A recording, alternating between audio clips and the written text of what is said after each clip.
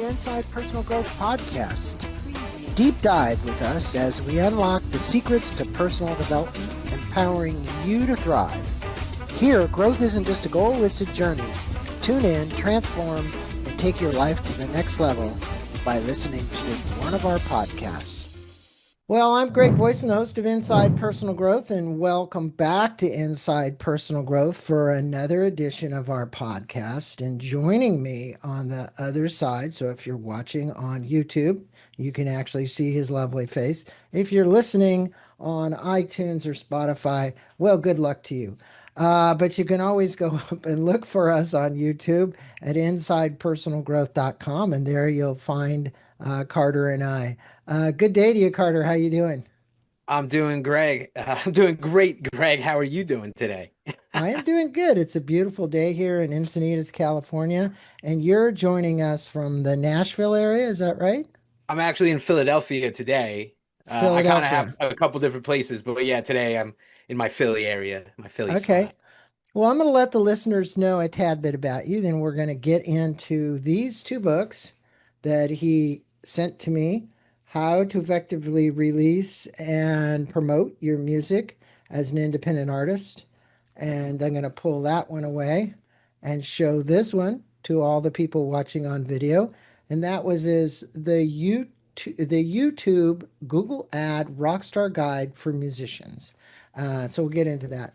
So Carter is a multifaceted music industry professional who's built an impressive career spanning performance, production, marketing, and education, known affectionately as the soulful traveling spaceman bassman by his followers.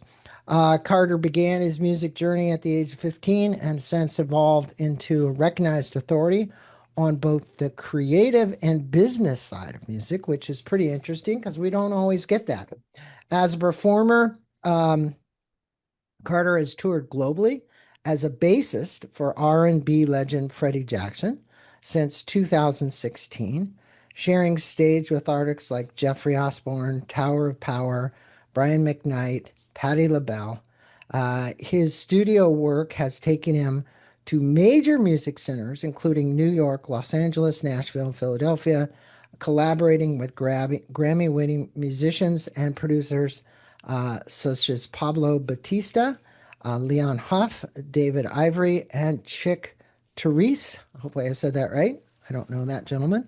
But anyway, beyond performance, Carter has established himself as a marketing strategist. And for all of you interested, you can find him at carterfoxconsulting.com. That's one place you can go to get him. He also has another website, which will be in our show notes below. You'll be able to go down there and look for it. He's established himself, I said, as a marketing strategist, educator, working with major labels, including Universal Music Group and Reservoir Media Management, as well as independent artists seeking to navigate the modern music landscape. He holds an MBA in entrepreneurship from Syracuse University and has spoken at prestigious institutions including USC, NYU, and the University of Louisiana at Lafayette. Well, it's a pleasure to have you on Inside Personal Growth. You've got quite the bio, my friend, so you've been around the block a few times, and especially when it comes to the music business and the promotion of the music. So this fascinating journey that you've taken as a professional bassist and a music business consultant, it's a great blend. It works. What inspired you to turn your experience into practical guides for independent musicians? What did you see them, or artists, what did you see them struggling with that you said, hey, there's a gap here. These folks need help? Honestly, it was the gap of the business, if you will, that marketing and promotional aspect. My whole career musically wouldn't have happened without my marketing experience, just kind of walking hand in hand, managing people, running record labels in high school, just getting all this information into my own brain, going to college for music business, getting the MBA afterwards. And then I started talking to a lot of artists who were also like, "Hey, Carter, how do I do this as well? How can I get streaming increases? How can I build up my publishing royalties? What are royalties? What are these things? How can I make a career? That was really what I started getting asked. I started taking more phone calls, taking more emails, consulting stuff after a certain point when I felt like I felt accomplished enough, right? The imposter syndrome started melting away, and I was like, hey, maybe I can help other artists. I was already helping artists do this, and it was just these same questions of, hey, how do I really effectively release and promote my music, right? That's the thing I kept getting, and that's where the initial book came from, Music Business Basics, that long title, the Green Book. That's the first This one. one. Yep. Yeah, What's and the interesting is I think the listeners out there, whether they're musicians or not, I think people just magically think that once somebody writes a song, uh, performs it in some nightclub someplace, does it someplace else, that they have someone promoting them. Not always the case, right? There's a lot of struggling artists. So it's mostly struggling artists, to be right. honest. And nowadays artists who don't kind of take that entrepreneurial step for themselves, that creative entrepreneur mindset, they're the ones who just kind of get caught in that hey, I have this awesome song, it's recorded, what no one's listening to it. No one's booking me. I can't do anything with it. I want to. How can I? And that's a How lot of long does artists. it actually, what is the journey like? I mean, I don't even know if you personally have been there, but before someone might even be able to get the eyeballs of an agent who says, I want to represent this person, because literally, let's face it, they got to be able to book them, they got to be able to make money, and they have to be somewhat recognized. But the journey up to recognition is a long journey frequently. I mean, you find people in their 40s and 50s are coming out and they're just now being recognized, right? Yes, there's a great saying, right? I'm sure you've heard it. The overnight success takes 10 years, right? I Yeah. wrote an article about that for disc makers years ago when my own song went quote unquote like viral, not like on Spotify and a lot of the internet stuff, and it got 100,000 streams. My biggest success at the time, this was 2019, 2020, and it was a big deal. How do you do that? How do you do this? And since then, that song has over 2 million streams, and it's through the promotion and these other efforts and that learning. But it's a long journey to get people to say, "Hey, yes, exactly. I can make money off you. I want to work with you." And again, the journey starts with the musician, the starting with the I'm an entrepreneur ish. You don't have to take that complete step like I'm running a finance company or something, but adopting the creative entrepreneur mindset. I need to quote unquote run a business. I need to sell tickets. So for example, you brought up a booking agent. How does a booking agent look at you?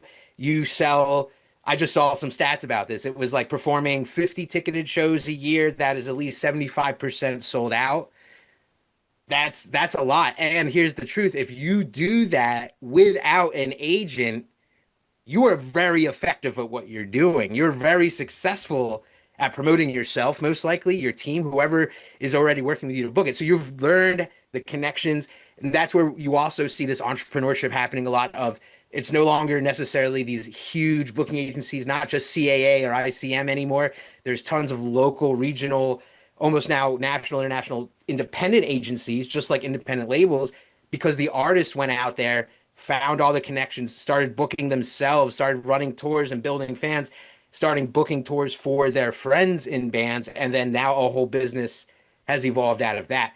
But you need to be able to understand how to do that and build a fan base and release music and get build a community, like all these little different things.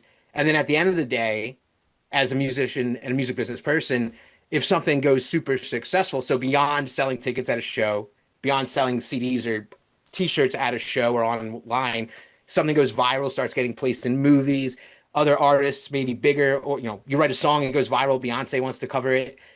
How would you actually make money off of that? That's your music publishing. So if that's registering with these specific agencies and copywriting your music and understanding that control, back in the 60s, 50, 50 years ago, the artists had no idea about this. Now it's completely flipped because the music business is more democratized, more open, and independent artists can carve a living for themselves. And this is where, again, I'm getting inspired. I was inspired to write these books because I was like, cool, I was seeing success like this. I was working with bands. I'm working with more bands. I was working with large bands, small bands, new bands, iconic older bands. there was lessons to be learned that you could be repeated and processed. And I was like, I want to share these. And so I Well, started with the one book. you certainly are the go-to guy, let's face it. I mean, for I would say somebody in this in-between stage, right? It's like, hey, I'm not maybe as recognized, but in your first book, The Music Business Basics, and that's Bassics, folks, a little play on words. It's a deep dive into planning, preparation, and promotion. So, okay, we read those three words and we go, yeah, that's would seem kind of obvious, but I think to a lot of musicians and artists, maybe it's not so obvious. They love their art so much that that's what they do. That's what they're into. So why did you feel these three phases were so essential to highlight for indie musicians? Well, it actually started out as a self-reflection of putting out my own music for a lot of years, and the people I was literally doing consulting or managing or whatever, working with, playing bass in usually, and then helping them release records, and came up with that thought. What was I doing every single time? And it was really having and looking at other artists, looking at friends, looking at other books that came out by the music industry masters, Donald Passman, Ari Herstand. What kind of things were they informing and the patterns of releases from major artists too going on? And then it really just came down to saying this was what was happening. This is a quote unquote process. So not to go into the more business side, but I have an MBA, so I went to a business school. I worked at a factory, right? A traditional, more old school business than music creativity, even though it was a CD factory, made CDs.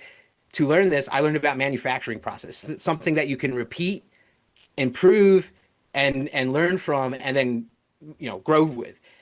I determined in my own brain that this is what I kept doing to repeat my process and improve it. So I would be planning my releases or the band's really whoever I'm working with.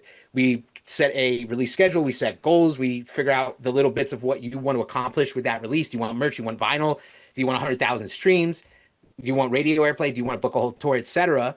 In the plan, you prepare from the plan. You start getting all the assets you need. You finish this up, and then you promote. The release comes out. You execute your plans. You try to get 100,000 streams, book out, sell out all these tours. If you don't, or you see something different, you go back, you learn from that, and you adjust. And this process, as I was telling people more, like in my consulting world and in the management world, was just like, yeah, this seems like a really good thing to share, a really good thing that artists can all pick up and use. It's nothing too insane. It's not a hard lesson to learn of things. It's just an easy process to take your music and actually do something with it. Because like you said, most artists, this is their baby, this is their thing. And when they're done with it, that's kind of they spent so much time and energy crafting this beautiful music they don't it's just not in their wheelhouse to necessarily know at that moment what to do with it next to get it out to a bunch of people. That's where I I come know. in as And a as a consultant, and I think as a consultant, you're a good one because you've been there yourself. It's not like you're some agent or something who's never been in this and is just good at connecting. You understand the basics of business. And, I was watching a documentary on Adele and how Adele kind of came up at 16, 17, 18, singing on all these places. And, she had a very unique mark, right? Her voice, which was obviously extremely unique. Not everybody has that, right? So you say one of the strongest takeaways from the music business basics is about protecting your work. You say royalties, copyrights, and licensing. Why do you think so many artists overlook this side of the business? Because you hear about all these people that like, oh, well, I sold the rights, like the Beatles did to somebody for $1 billion, right? It's I sold all the rights to these things. And I get that it is that. And with the streaming business the way it is, and YouTube the way it is, and all these other platforms that many years ago were not available to many of these artists, what is your take on this? How would you have them navigate this dicey area of trademarks, licensing, YouTube? I remember the day when who was the company that was scamming the music and putting it on? It wasn't Spotify. It was, Oh, like Napster? yeah, yeah, Napster. Yeah, I remember the Napster days, right? So, yeah, but it almost seems like, look, you've got to figure all this out. And I think it takes somebody like you to navigate it for them. There's a lot of complications, or it's seemingly complications in this thing called music publishing, and that is what we're basically getting at. The trademark, in a way, the trademark's its own thing, intellectual property, but the copyrights, the royalties, your intellectual property again with your trademark, so you can not have, which we saw like Lady Antebellum changing their name and then getting in a famous trademark lawsuit with a regional artist going by Lady A, and it was a whole fiasco. Uh, it's important to understand these things, but it's just complicated. It's the legalese, it's the math of the music side, right? Musicians already don't want to deal with that, even though if you're a music person or a musician, you're probably good at math. It's just how, even if you don't like math, there's just something to it. But it's the harder part of the music business, but it's the real business of it. So I have a book out there called Music Publishing for Independent Musicians. It's very similar. It's not the one I sent you, but it's the sixth book in my series. Similar in style to my other books, where it's a simplified breakdown of what an independent artist should understand about the copyrights, which Hmm. you should know if you're going to sell. If you're hoping to build a catalog, right? This is why it's important to do this, because in the end of the day, if you want to have a really long lasting career, and as you said, you hear about artists selling their catalogs for millions of dollars, or even sometimes it could be close to that really high billion, if it's Yeah, worth, someday I'm sure Taylor Swift can do that if she wants right now. That's that money. If you don't own that, that's the anyone who records your song, elsewhere that song, it's the mailbox money. It's important for artists to protect their work, because if that work gets picked up, it becomes a hit. If you're not on it, if you're not part of the songwriting team in BMI or ASCAP or in the actual copyright, it's not yours to negotiate. There's no money for you. And it becomes a burden on you to come in with the legal team and prove that no, this is your copyright, you started this. But if you're able to understand how this all works first, that when you write your song, you register it with your PRO, even if it's not done, it's registered, there's a record of it. Yes, you can record, make sure you record it into something that has a timestamp as well. But the best way to have a real timestamp on your product is the copyright, file it with the US copyright or wherever you are, the copyright entity, right? The copyright body. And that gives you literally that control and catalog. And when it comes time to, after a long career, a beautiful career, or hey, even now, a big thing independent artists can do is sell your pre-royalties almost, get in advance now for your royalties, which again is this publishing side. You have that right. Usually, this was something the record labels controlled, right? In the 70s, I mean, from the beginning of the music business, record labels controlled the music publishing too. Artists were usually just performers, songwriters were just their own thing. right. They did It's all the it's just business. They did all the business side of it. Who is the clearinghouse for a musician out there listening today? In other words, is it ASCAP? Is it like, hey, every time my piece gets played, how do I know that I'm going to get my royalty? Or it goes on a radio, and somebody plays it in some small market.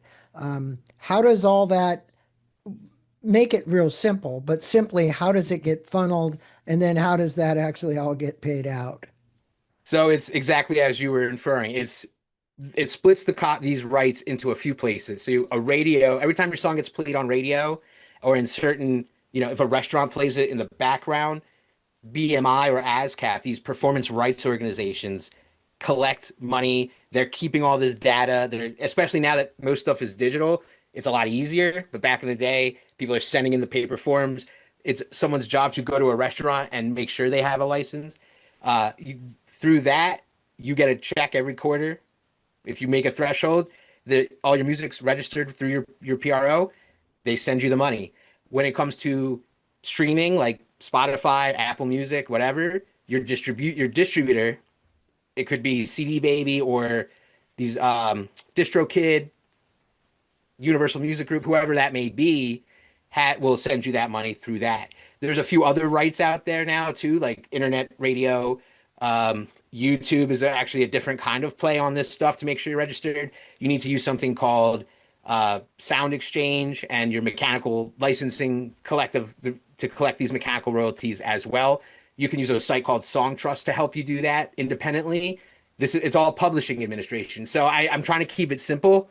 It's just like these streams, but it's already complicating, and this is what makes artists not like this It that makes them much. go crazy, I would think, unless they had somebody like you guiding them. And even at that, then they'd need to have somebody like a COO kind of looking at all this and picking it up. And in your second book, this one, you basically say that YouTube, because you just mentioned it, Google Ads, Rockstar Guide for Musicians, you zoom in on digital advertising. So, where, when, or why did you decide that ads specifically, like Google and YouTube, deserved an entire book of their own? Because I get it. Even our podcast, we buy paid ads.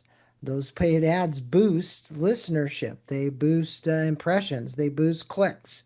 They do all kinds of things. So I presume that you put a strategy together for musicians to say, hey, you want to get recognized? This might be one of the ways you do it. Um, and it would be through YouTube ads. Yeah. Yeah, that's pretty much. And going through the Music Business Basics first book, I'm talking about these different promotion things in there, right? During my phases, the promotion phase, I'm like, use Google ads, use Meta ads, use social media. And then it dawned on me, maybe I need to go a little more, break it down a little bit for people, right? Why it's important, like you said, what strategies you can use and what can you look for on there to grow. And my book kind of touches, it's specifically for musicians in a way, but the information translates to all kinds of creatives and businesses as well as like a marketing launch using that digital ad. YouTube and Google Ads, who, YouTube is owned by Google at this point, kind of come together. They are one of the best cost effective reaching marketing tool, marketing channels one can use. Think about 100 years ago, how are you reaching anybody? You got to find radio and newspaper and how expensive that is, and then television, and then whatever. Now you can spend a few cents to reach somebody brand new who's very focused because of all the data and cookies out there, who may be a very hot listener, someone who's very active in your genre, who may become a new fan and create a conversion, if you will, right? I kind of talked about setting goals in the earlier phase. I want to sell tickets. I want to sell merch. I need more streams. YouTube itself, just one of the best discovery net platforms. YouTube Shorts, YouTube long form videos. New people can be discovered and go viral. New music is discovered and viral on there all the time. So putting yourself into that, using that strategy of digital marketing and inserting yourself into that in an effective and cost effective way, because remember, you're also probably competing against Coca-Cola and Justin Bieber and these like different kinds of major entities.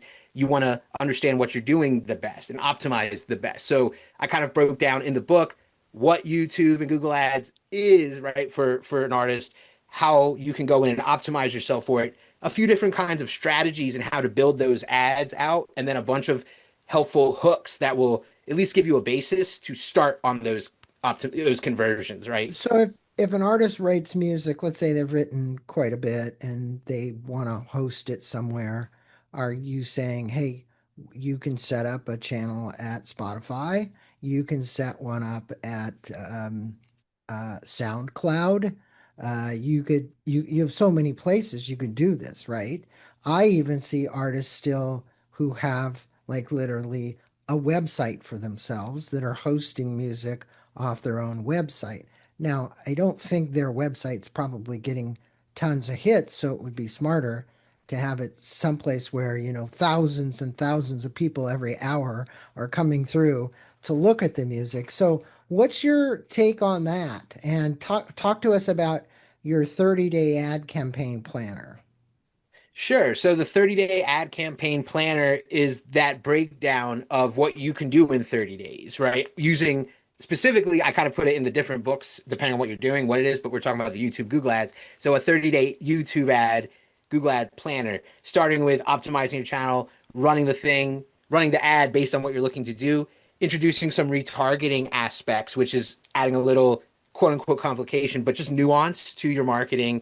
And then just continuing to optimize that. in the effective ways and repeat it after 30 days. After, with you don't want to have too long, just to say this, of a, you don't want to not, you can use a 90-day plan, but you need to be checking your results every 30 days and effectively changing them if something isn't working the way it is, be it the budget, be it your targeting. If you're not seeing the results on your ticket, for example, if you Are want you tickets, doing, pardon me for interrupting, but are you doing A/B testing with them? So you're saying, here's ad A, here's ad B.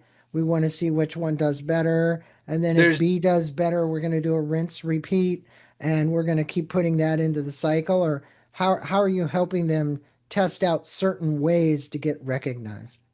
So I believe I'd mentioned A/B testing, depending, showing well, you have to do A/B testing at some point, depending on what you're seeing. Testing your creative, testing those headlines, for example, testing the audiences and then the budget. And I think if it's not that one specifically, I do mention in one of the books breaking that down based on a better order. It probably isn't that one. I try to keep them all fresh for that. Focusing one, you set your budget, don't change your budget, set your audience, don't change your audience, don't change your copy, just change the one piece of it. Just kind of going into that variation testing, discussing where you're optimizing to, right? So we were mentioning a website, which is, you need to have a website as an artist as well. There's a few reasons in general. It is great to host. One, booking agents and different professionals want to see the website, and you can sell your own merch there. It's just a good thing.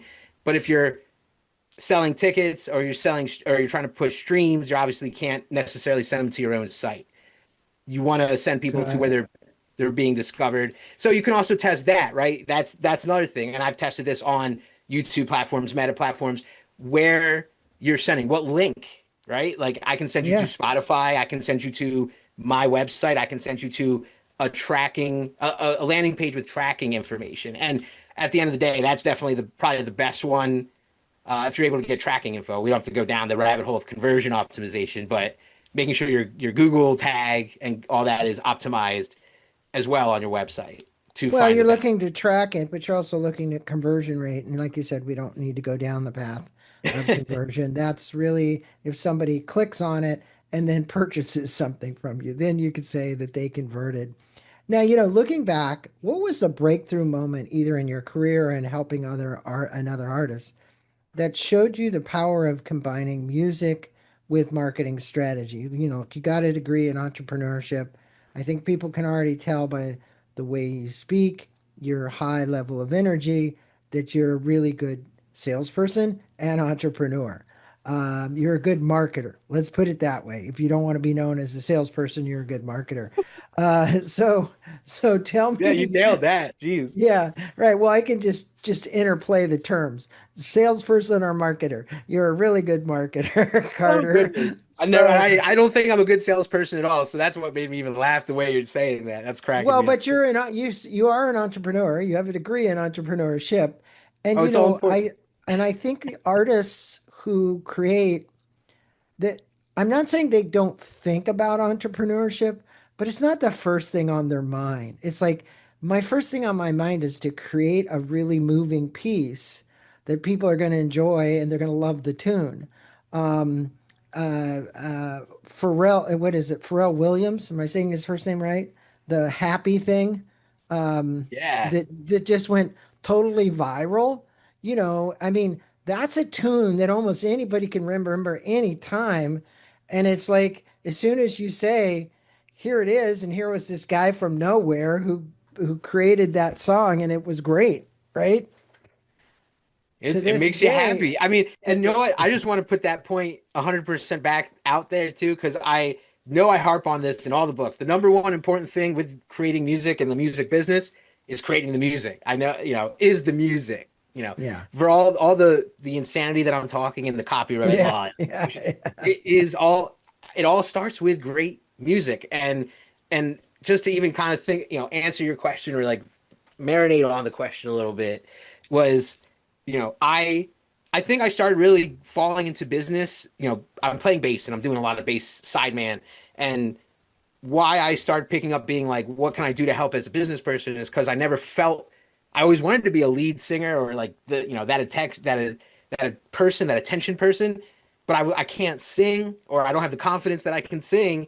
but I'm a great bassist, and I know I can help by doing this business stuff. And I always started, that's how I kept my value for people. Like, they want Carter around because he knows how to do all this stuff. I work with amazing lead singers with Freddie Jackson's band, and the band's amazing. And it's so amazing. That's why I'm like, let me help the promotion. And that was honestly one of those funny moments of both of this. So Freddie Jackson, who's a legendary 10-time Billboard #1 having R&B artist, was on was on so many cool television shows, all this great stuff.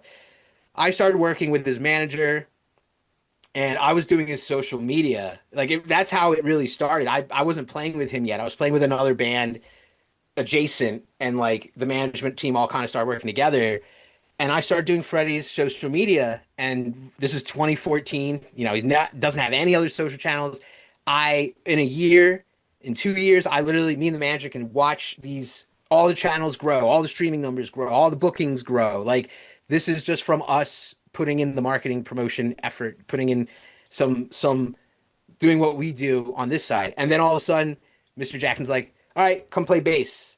And it just came full circle of just how this all, and that's been 10 years almost, full circle moments of seeing things work together. Because before that, I don't want to say it was a big comeback, but it really has been, to watch him performing more shows in the last decade than when according to the data, than when he was in the prime out and touring in the 80s and 90s. Like, that's because the demand came back. And from those lessons and from a lot of the other artists of that caliber, these other legendary artists I got to work with on some of those resurgences, I got to work with brand new artists who were looking to do this kind of stuff and just make their way out there to begin with. And seeing Well, the power of social. So he's a legend. He is 68 years old. I he's think one of my parents' favorite artists. Like, they listen and to him. I might. oh yeah, me too. I mean, look, I know people, I've told you this, but I'm no youngster. I'm older than him. How's that? And I don't believe it. I don't believe. How about that, Greg? I don't believe that. I am 71. He's 68. Just as a side note from this, how's his kidney diagnosis? He had some kidney issues going on. Is he doing okay, or He's what's doing the, okay. He's still just taking the medication or doing all the process that it is, because kidney disease is no joke. It hasn't yeah. been a joke. We've experienced and seen what it's been like on the road, but he's getting so much stronger. He is so much stronger than the past few years. So we're very excited to be back on the road again in a couple weeks with him. So it's very Well, exciting. it's good. He's a cool guy. I'm looking at his profile, and it got all these great tunes, folks. So go look up Freddie Jackson. Awesome guy. I mean, and his music goes back years and years and years, right? And I don't think everybody knows who he is. So this is the man who plays the bass for him. So look, both of your books are focused on really empowering independent artists. If someone could only read one takeaway from your book, or two, one from each book, what's the core message that you'd want them to walk away with, and how could they apply it to their music career? I think I'm gonna. It's a great question, and you know me, I love to talk, so I won't try to. I'll only pick one. I think it's the failing to plan is planning to fail. Okay. This meant this idea, and I put that in I think the intros and exits of all the books, because it's true. And it's true from so many standpoints, and not just in music and music business, but like even if you go into the studio, yeah, sometimes you don't need to have a plan, you let it happen. But even just going into there, you need a plan. When it comes to releasing your music and putting it out and putting a show together or doing all this stuff, you need a plan. And without any of this thought, maybe the plan doesn't exactly work the way you think it will, and you got to adapt and change. But if you don't have a plan at all, nothing's kind of going to happen. And even with YouTube ads, right? Like, it's kind of the same Have a thing. YouTube, strategy, have a have a plan. strategy and work with it. And I'm not saying only plan. That's where this is where that comes in. You got to act upon it, but failing to plan is planning to fail. That's Well, my and I think in your vibe. business, the music business, like most businesses as an entrepreneur, um, it was I forget the famous president, but never, never, never, never give up. right? So persistence. You could have added another one to that, and the other one would be persistence. I know a lot of people will walk away from this because they get despondent, or a relative or a friend says, "Oh, you're never going to make it, so just, give it up and go back to computer programming or whatever the hell you were doing before," because the reality is you're going to have a tough time of it. But it's even like my podcast show. I'm 18 years into this now. I can't tell you that every day has been easy and like, hey, you wake up and you go, yeah, that's exactly what I'm going to do. But the point is you have some down times, you got some tough times that you gotta push through them. Yeah, everybody gets them, right? So, so what do you hope the future looks like for these indie musicians who embrace both the creativity and the business tools that you've outlined in the books?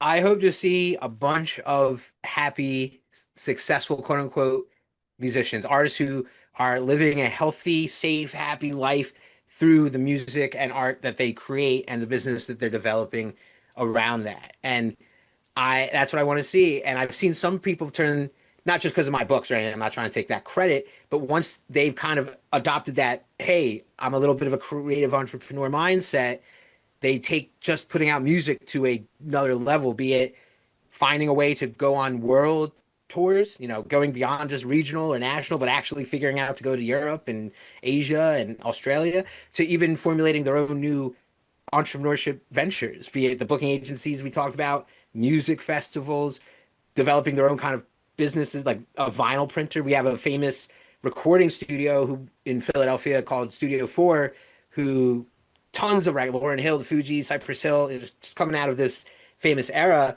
who now is a vinyl printer and is becoming very well known for pressing vinyl just through that aesthetic and their entrepreneurial spirit to do that. And it's a little different that way, but it's because the musicians working there were like, we want to do this. That's literally what happened with it. So yeah, that's what I would love to see is just everyone be happy and safe. Well, I mean, look at that you're pointing on something, that day of the record player, which I thought was gone. Obviously, that's what I used to have and we used to play it on, and then it went to CDs, and then it went into digital world of Wonderland, which is, with any kind of cell phone, whether Android or iPhone, you're going to get all your music you want. And now all the car companies link up with the Bluetooth, so you can push all the music you want. And if you're driving a Tesla, you just push the button on the Tesla and more music comes out, right? So it's really become an interesting thing. And I want to ask you this final question. I want to know what's next for you. Is there more books or is there new music for you? Perhaps expanding the music business basics series. What's up for Carter Fox? What's he's doing next? So the next thing I have in coming out in a couple months actually is another book. It's a new book and it's a step away from the music business marketing books. Actually, it's called Exploring Cosmic Melodies, the relationship between music and space. So it's a love letter of my own inspirations. All my music, if you can get from the whole soulful traveling spaceman, bassman thing, kind of has a astronomical, spiritual, cosmological, and scientific inspiration behind it, and video game, all this different kind of stuff. Over the past, my whole life, I'm not even gonna lie, since when I was a child, always obsessed with space and the stars. So I wrote a book over the last few years, really helped to finish it through these other six books that we've been talking about, the Music Business Basics series. Now it'll be coming out in December. Kind of goes along with my recent album release, Physics of the Impossible, that came out in July. But I'm very excited for this book.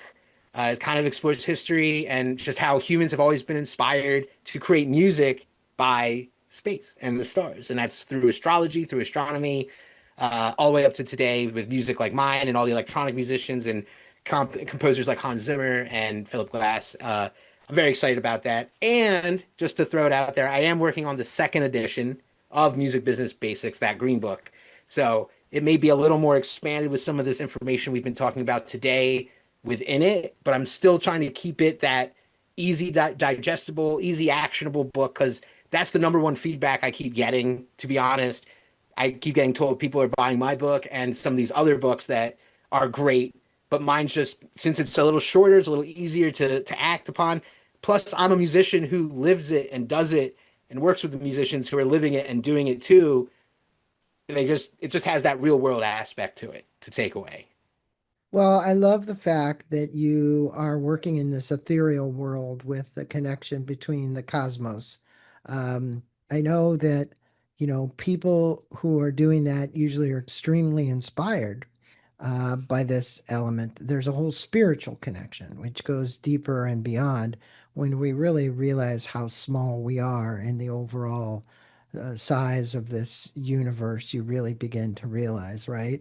And I love that you've got this book coming out. It's going to kind of address this and talk to people about it because it'll be a book of inspiration. It'll be a book of, hey, this is way you might want to change your perspective, look at things a little different ways. And I'm sure for somebody like you, you know that yesterday was equinox. So that being the case, and the alignment of the stars and the planets, uh, you know that things are now starting to go and slow down a bit. That is the way that things work. If we look at our, how do you want to call it, our prayers to the north, south, east, and west, however we do it, the point is that all of us are in one big tapestry, all interconnected. There is no disconnection between all of this. And I would just send out good vibes that we all just start to get along with one another a lot more than we have been lately. Don't know why we need all the disruption, but again, sometimes the planets not being aligned create crazy energies that then these crazy energies go nuts and in tune people go nuts.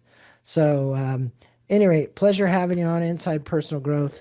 Namaste to you, my friend. Thanks for everything. Peace to you. Love to you. Love the books and love what you're doing. Take care of yourself. Thanks so much, Greg. Travel soulfully.